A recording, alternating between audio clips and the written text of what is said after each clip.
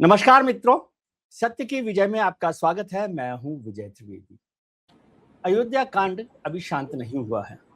राम मंदिर में चढ़ावा चोरी को लेकर तरह तरह की खबरें चल रही है, तरह तरह के तथ्य सामने आ रहे हैं और जांच भी चल रही है। एफआईआर हो गई है, एसआईटी काम कर रही है। आज कांग्रेस के कुछ लोग जाना चाहते थे वहां पर, उसमें से पुलिस ने कुछ को हिरासत में ले लिया, डिटेन कर लिया, वो सब चल रहा है। लेकिन क्या जो अभी जांच चल रही है उससे हम सच तक पहुंच पाएंगे? एफआईआर से क्या बात होगी? और जुडिशियल कस्टडी पर भेजा गया, रिमांड पर नहीं लिया गया, पुलिस रिमांड पर नहीं लिया गया, ऐसी बहुत सारी बातें हैं। और क्यों ऐसा हुआ कि जब वीडियो सामने आ गया, चोरी पकड़ी गई, उसके बाद भी एफआईआर दर्ज नहीं की गई? ट्रस्ट में क्या हो रहा है, इस सब पर चर्चा करेंगे। हिंदुस्तान के बेहतरीन आईपीएस ऑफिसर्स रहे यशवर्धन झा आजाद साहब के साथ, हमारे बड़े भाई भी हैं, उनके साथ ईमानदार बात करने में मजा आता है। सर प्रणाम, स्वागत है आपका। प्रणाम। सर, राम नाम की लूट तो अयोध्या में चल रही है, कुछ बताइए क्या हो क्या रहा है? सब लोग अपने अपने तरीके से बात समझा रहे हैं। मुझे आप कानूनी और जो पुलिस का जो पहलू है उसको समझाइए कि क्या हम सही रास्ते पर चल रहे हैं? कानूनी और पुलिस पहलू तो बताऊंगा ही, साथ ही सारे पहलुओं पर भी टिप्पणी जी देना चाहूंगा, क्योंकि हाँ, बिल्कुल बिल्कुल। एक राम भक्त की हैसियत से मैं भी आहत हूँ। और जैसे करोड़ों की आस्था को वाकई एक ठेस पहुंची है, उस हिसाब से भी कुछ कहना चाहूँगा। क्योंकि जी देखिए, ये सिर्फ लूट्स नहीं है। हमारे यहाँ ब्रिज गिरते हैं, हमारे यहाँ हॉस्पिटल फंड्स चुरा लिए जाते हैं, रोड टूट जाते हैं, ठीक है, थोड़ी बदनामी होती है। लेकिन जब आस्था को ठेस पहुंचती है तो उससे बड़ी ठेस और कुछ नहीं हो सकती है। क्योंकि आपने देखा होगा कि करोड़ों करोड़ों के करोड़ों लोग, ये सिर्फ विश्व हिंदू परिषद का मामला नहीं है, सारे हिंदू जो थे राम के मंदिर को देख के अभिभूत हो गए थे। और ये आप सोचिए कि हमारे गांव के लोग जो अभी भी बताते हैं, किसी ने 10 रुपये चढ़ाए, 11 रुपये चढ़ाए, अपने पास जो छोटी सी चांदी थी वो भी दे दी, मतलब सब कुछ दे दिया, निछावर कर दिया उस मर्यादा पुरुष पर जिसके नाम पे सब कुछ। कहीं आप उनकी ईमानदारी, आप उनकी लॉयल्टी, आप उनके बहादुरी, सबके बारे में सब कुछ बात करें, समर्पित कर दिया। सब कुछ समर्पित कर दिया। तो जब ये खबरें आने लगी, पहली बात तो ये कहना चाहूँगा कि जब ये ऐसी बात तो नहीं है कि इसके बारे में पता नहीं था। एक ट्रस्ट है, आपने ट्रस्ट के बारे में बात कही, चलिए उसी से शुरू करते हैं। ट्रस्ट में जी कौन लोग थे? शासकीय अधिकारी थे। इसका मतलब कि शासन का सीधा संबंध इस ट्रस्ट से था। ट्रस्ट किसने बनाया? सेंट्रल गवर्नमेंट ने। और कौन लोग थे? तो जो जो धर्म वाले लोग हैं वो थे। और एक अजीब किस्म के लोग थे जो कि वीएचपी के थे, और कैसे चुना गया ये मुझे नहीं मालूम, लेकिन वो भी थे। इतने दिनों से ट्रस्ट में ऑडिट हो रहा है, खुद कह रहे हैं, सीसीटीवी लगे हुए हैं, सारी व्यवस्था में लोग चाहे वो पैसे गिनने में, डोनेशन के ये ऑफरिंग देखने में, आभूषण जो पहनाए जाते हैं विभिन्न विभिन्न तिथियों पे, उसके बारे में सबकी जानकारी थी। और आज तक 5 साल में किसी को कुछ पता ही नहीं लगा कि क्या हो रहा है। सबसे पहली बात तो ये है। और दूसरी बात ये कि उस ट्रस्ट को भंग भी नहीं किया गया, वो ट्रस्ट जी बाकायदा चल रहा है। एक त्रिवेदी जी, जो पहली बात मैं बताऊंगा कि जब भी पुलिस की विवेचना होती है तो बेल भी जब दिया जाता है किसी को, तो सरकार कहती है एक तो आप भागोगी नहीं, दूसरा आप किसी तरह विवेचना को प्रभावित नहीं करोगे। तो आपकी जो विवेचना चल रही है उसमें ट्रस्ट के लोग जमे हुए हैं, तो क्या वो जांच को प्रभावित नहीं कर सकते? ये रही आपके ट्रस्ट की बात। दूसरी बात, जब आपको खबर आई वो भी बाहर से, तो आपने एक एसआईटी बना दिया। एसआईटी का मतलब क्या है? Special investigation team. तो एसआईटी कब लगती है? एसआईटी तो तब लगती है ना जब एफआईआर आप रजिस्टर कर देते हैं, तो उसकी जांच के लिए एक स्पेशल इन्वेस्टिगेशन टीम लगती है। लेकिन आपने 2 आईएएस अधिकारियों को और एक सीनियर आईपीएस अधिकारियों को, जो कि विवेचना नहीं करते हैं, उनको डाला एसआईटी के नाम पे। तो वो एक एडमिनिस्ट्रेटिव इंक्वायरी थी।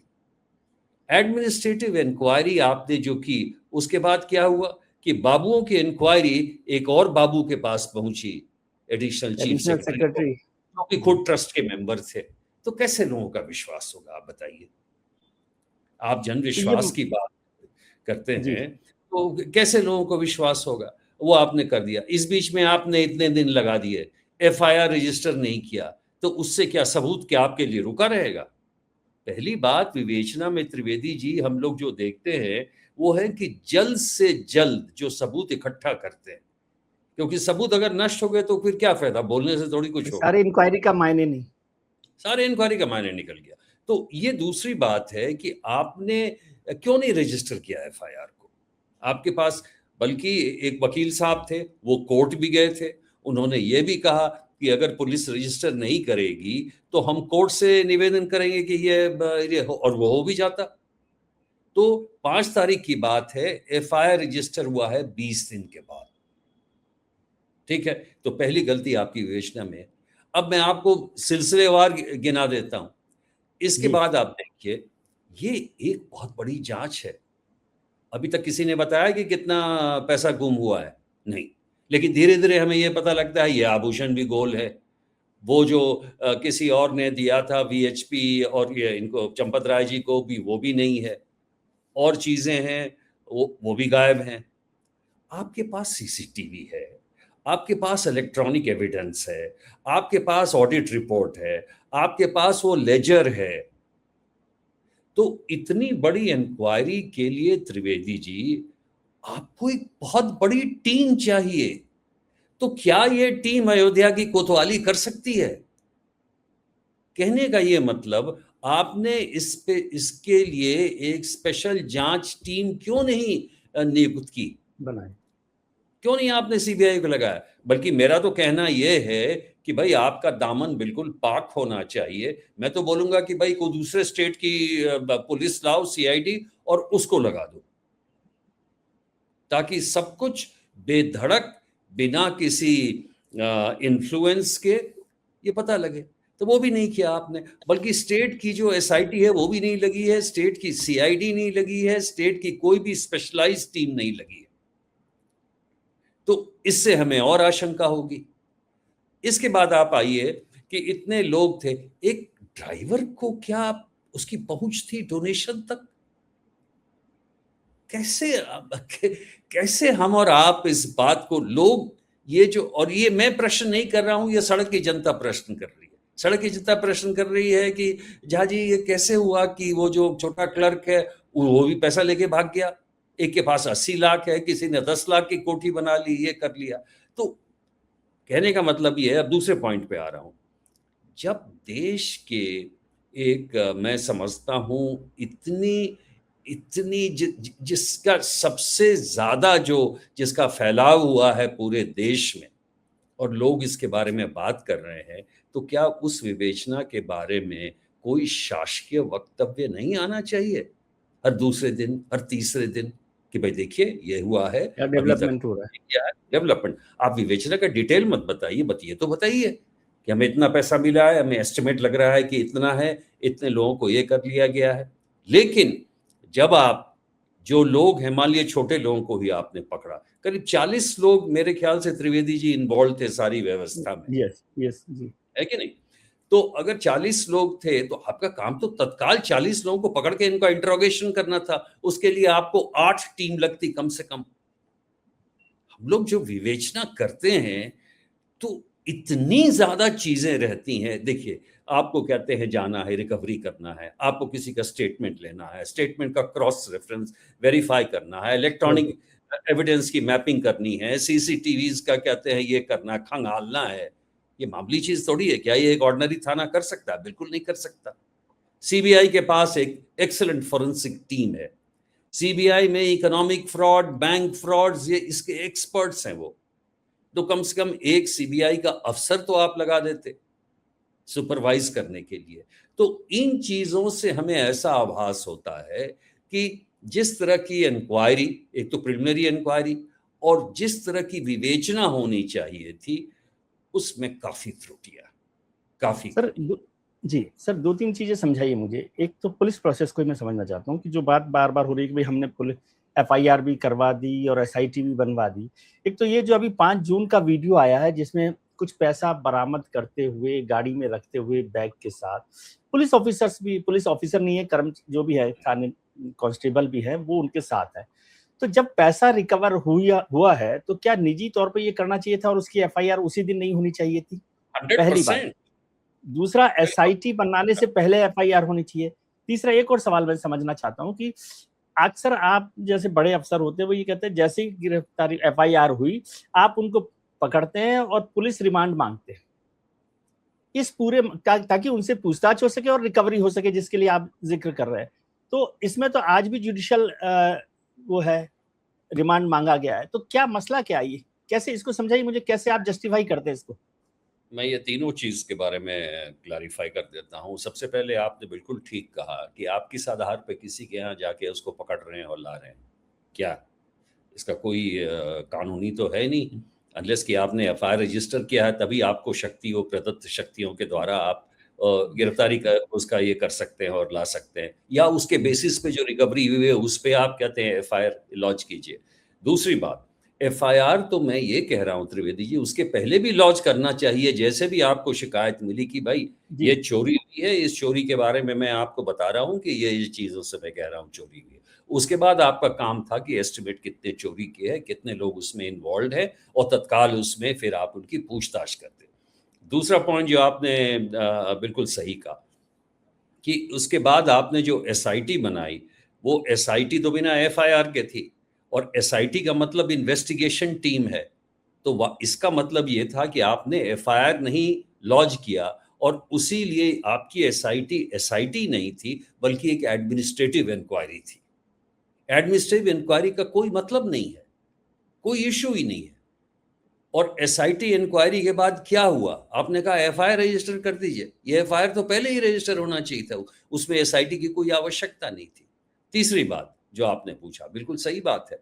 मैं तो ये कह रहा हूं, जब किसी से आपने वाकई उनको अरेस्ट कर लिया और उनमें से कम 1-2 लोगों से तो आपको रिकवरी भी हुई है, रिकवरी भी।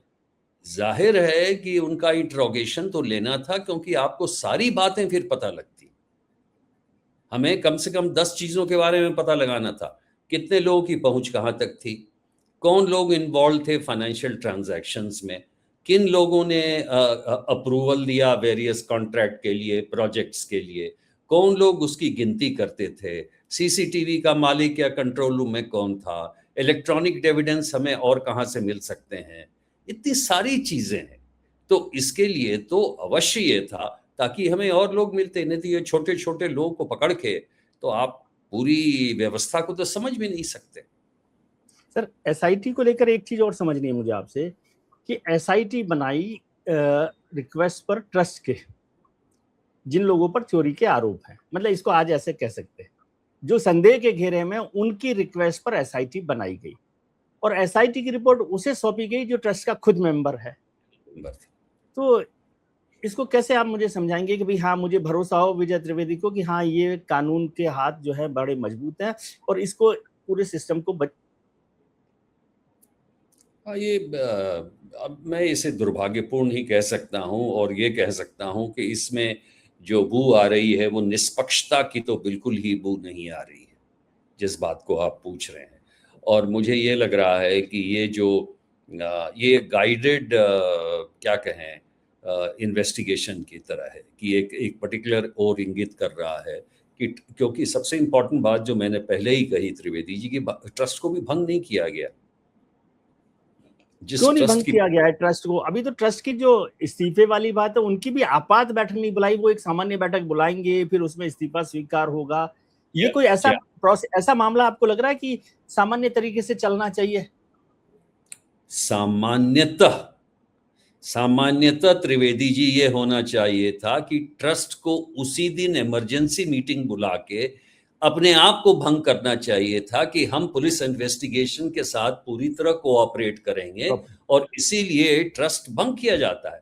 सवाल यह है कि ट्रस्ट जो है सेंट्रल गवर्नमेंट ने बनाई है। अब सेंट्रल गवर्नमेंट ने बनाई है क्योंकि सुप्रीम कोर्ट ने तो इस मंशा से कहा था ना कि ताकि पूरी व्यवस्था ठीक से चले, तो सेंटर को तत्काल इसे ये भंग करना चाहिए था, सेंटर को इसे भंग करके बल्कि सीबीआई को लगाना चाहिए था। तो क्यों ऐसा हो रहा है कि ये सब नहीं हो? क्या आपकी बातों को मैं समझूं, थोड़ा कम समझता हूँ, थोड़ा मोटी बुद्धि का आदमी हूँ, क्या ये कोई पर्देदारी की बात है, या कुछ बड़े लोगों को बचाने की बात है, या सच को छुपाने की बात है? मैं समझता हूं कि आंशिक रूप से जितनी तीनों चीजें या जो आरोप लगे हैं वो सही है, क्योंकि नहीं तो सरकार को इसके सामने खुल कर आना चाहिए था। देखिए, राम मंदिर के बारे में सारे बड़े लोगों ने बोला, सारे नेताओं ने बोला, तो आज जब राम मंदिर में लूट हुई है तो हम अपेक्षा करते हैं कि वो इसके बारे में कुछ बोलते, लेकिन सिर्फ मुख्यमंत्री उत्तर प्रदेश ने कहा कि हम किसी को नहीं छोड़ेंगे, और किसी से कोई बयान कहीं नहीं आया। नंबर एक। नंबर दो, इसके बारे में ट्रस्ट के उसी तरह चल रहा है, किसी ने कुछ नहीं कहा। तीसरा, ट्रस्ट के जो 3-4 व्यक्ति हैं जिन पे गंभीर आरोप है, उनके बारे में भी कुछ, बल्कि एक की पूछताछ तो कल ही की गई है मेरे ख्याल से, इतने देर से। तो जाहिर है जब आप इतनी देर से जांच कर रहे हैं, इसका मतलब कि ये जांच के अधिकारी वाकई किसी प्रेशर में, ये मैं कह सकता हूं। और अभी तक देखिए क्या 70 लाख पकड़े गए हैं या 5-10 80 लाख, लाख और करीबन, 80 लाख। करीब 80 लाख पकड़े गए हैं। तो क्या पुलिस ये सोचती है कि ये लूट सिर्फ 80-90 लाख की है? तो उन आभूषणों का क्या हुआ? और उस आभूषण का ही अगर आप कीमत आंकें तो वो तो कहीं ज्यादा है। तो इसलिए मैं आपका उत्तर इसी तरह दूंगा कि हाँ, जिस तरह की विवेचना अभी हुई है, जिस तरह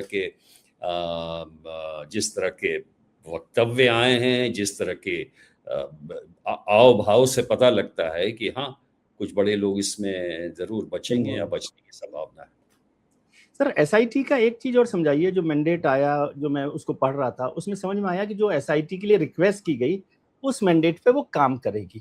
तो मान लीजिए 80 लाख की चोरी हुई है, मैं ये समझना चाहता हूँ कि क्या एसआईटी को पूरे मामले का मैंडेट मिलना चाहिए था कि भाई पहले तो ये मान लीजिए, जैसे कहा गया कि इतना पैसा आया, उसमें से कुछ गड़बड़ हुई, अभी तो यही नहीं पता कि कितना पैसा आया।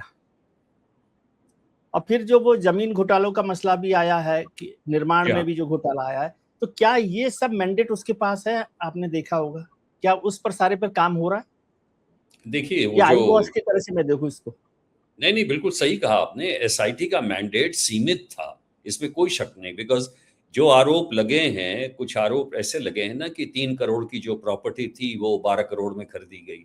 जी, ये तो पार्ट होना ही चाहिए ना त्रिवेदी जी, इन्वेस्टिगेशन का। आप कैसे, और मैं इसलिए कह रहा था कि एफआईआर अगर लॉन्च होता तो उसमें ये सारी चीजें आती केस में। देखिए, एक तरफ तो मिस अप्रोप्रिएशन है, अमानत में खयानत है, चीटिंग वगैरह, कॉन्स्पिरेसी, ये वो सब सब आ है। गया। लेकिन ये भी तो है, फ्रॉडुलेंट ट्रांजैक्शन है, फ्रॉडुलेंट परचेज है, ये सब चीजें भी तो आनी चाहिए। और इसके लिए मैं समझता हूं कुछ अलग अलग केसेस भी रजिस्टर किए जा सकते थे, लेकिन जी, मैंडेट वो भी ट्रस्ट ने कहा एफआईआर। मुझे ये नहीं समझ में आता है कि आज एक, आप कहीं अगर क्राइम होते देखूं कहीं पे, कोई सब इंस्पेक्टर जा रहा है तो ये उसका फर्ज है कि उसे कहते हैं लेके रजिस्टर करना। एक आम आदमी का भी फर्ज है कि वो रिपोर्ट करे क्राइम को। तो क्या हम एसआईटी के लिए किसी चीज के लिए वेट करें? ये तो गलत है, क्योंकि एसआईटी का जो फॉर्मुलेशन था वो एसआईटी तो थी नहीं, वो एक एडमिनिस्ट्रेटिव इंक्वायरी थी। तो वो आप जो मन में आए करें, उससे कोई फर्क नहीं पड़ता। एफआईआर और क्राइम एक अलग चीज है। सर, एक सवाल ये भी कि बहुत सारे लोग कह रहे हैं, जो संघ से, मतलब राम मंदिर से जुड़े हुए लोग हैं, परिवार से जुड़े हुए लोग हैं, इंटरेस्ट से, वो कह रहे हैं वो सब लोग पॉलिटिक्स कर रहे हैं जो खुद तो राम मंदिर गए नहीं। उनका जो रामद्रोही हैं वो हम पर सवाल कर रहे हैं, उनका क्या हक है कि वो सवाल करें हम पर? वो गए या नहीं गए उससे क्या फर्क पड़ता? एक चोर भी अगर किसी चोरी के बारे में, सही चोरी के बारे में अगर रिपोर्ट करे तो क्या आप बोलेंगे चोर है, आपकी रिपोर्ट हम नहीं लेंगे? क्या बात कर रहे हैं? राम में जिसकी आस्था है, क्या जरूरी है मान लीजिए कोई गरीब आदमी नहीं आ सकता कहते हैं त्रिवेंद्रम दर्शन के से लिए। राम की पूजा करने और दर्शन के लिए? भगवान ये कभी नहीं कहता है कि आप कहते हैं हम जहां हैं वहां पे कीजिए। भगवान ये कहता है कि मैं आपके हृदय में हूं, आप जहां भी चाहे पूजा करें। मैं शिव की पूजा 40 साल से करता हूं, रोज शिव स्तुति करता हूं। और अभी तक मैंने 12 ज्योतिर्लिंग हमारे 6 ही हुए हैं। भगवान ये कहता है जब संभव है तो करो, जान मार के नहीं करो। तो ये तो गलत है, ये कोई आर्ग्यूमेंट नहीं है त्रिवेदी जी, कोई सर आर्ग्यूमेंट। एक आखिरी सवाल, जो ट्रस्ट को भंग करने की बात की, तो बहुत सारे लोग कह रहे हैं कि यही सब काम तो चाहते हैं यशोवर्धन जी जैसे बड़े अफसर, कि उसमें एक आईएएस आईपीएस ऑफिसर जो है सीईओ बन जाए। वो जगह खाली थी, इसीलिए ये सारा झगड़ा आपने किया है। मतलब जो भी लोग अफसर हैं वो चाहते हैं कि एक अफसर वहां पर बैठे, क्योंकि इतना बड़ा ट्रस्ट है और बिना अफसर के चल रहा है, ये अफसरी के बिना कैसे चलेगा देश। ये इसमें भी काफी सही है आपका कहना, क्योंकि ये नृपेंद्र मिश्रा जी ने ये छोड़ा था ये और कहा ये कि इतना बड़ा जो ट्रस्ट है, सो इसमें एक सीईओ लगा देना चाहिए, यानी कि 4 बाबू तो पहले हैं, एक और लगा दो। नहीं, मैं इस बात से बिल्कुल ही ये नहीं कहता, मैं कभी नहीं बनना चाहूंगा ट्रस्ट का सीईओ। मुझे भले दान चंदा या भगवान के इसमें कोई इसमें लगा दें, अरे सब समिति में लगा आपके ही भाई बंद हुए ना, मतलब जमात तो आपकी है। नहीं, ये बात सही और ये बिल्कुल ही गलत है। मैं बिल्कुल ही सही इस मानता नहीं हूँ जो चाहता। आप कह रहे हैं कि ये गलत है। प्रोफेशनल मैनेजमेंट होना चाहिए। ये गलत है कि आईएएस आईपीएस को कहीं भी चाहो फिट कर दो। ये सही नहीं है। मतलब कुल मिलाकर आप कह रहे हैं कि ये सब बचाने की कोशिश है, या इससे कुछ बहुत सामने नहीं आना, यदि ये भी ना कहें बचाने की तो। हाँ, निष्पक्षता जो होनी चाहिए। देखिए लोग कहते हैं ना, it is to be seen also, it is to be seen and believed. जो निष्पक्षता है वो सामने लोगों को आना चाहिए कॉन्फिडेंस के लिए, तो इसलिए वो नहीं लग रहा है। ये तो मैं आपको लगता है कि केंद्र को दखल देना चाहिए था इसमें, या बयान देना चाहिए था? 100%, 100%। आप केंद्र समिति बनाई थी, केंद्र को कहते हैं उसे भंग करना चाहिए, तत्काल सीबीआई को लगाना चाहिए था और इसमें सीबीआई को सारे पावर्स देने चाहिए थे। आप चाहिए तो उसको कोर्ट मॉनिटर्ड इन्वेस्टिगेशन लगाते, ताकि लोगों की आस्था होती कि नहीं सही है। ये केंद्र ने बहुत बड़ी भूल की। चलिए सर, देखते हैं कि आगे क्या होता है। आपने बहुत अच्छे से थोड़ा सा इसको ब्रीफ भी किया है और समझाया कि कैसे सारा मामला चल रहा है और कहाँ तक हम पहुंच सकते हैं। आपने वक्त निकाला, उसके लिए बहुत बहुत शुक्रिया, धन्यवाद। थैंक यू हम समझते हैं कि दीजिए। कुछ अच्छा ना अच्छी जांच हो और मामला साफ हो। Thank you ji sir. हाँ।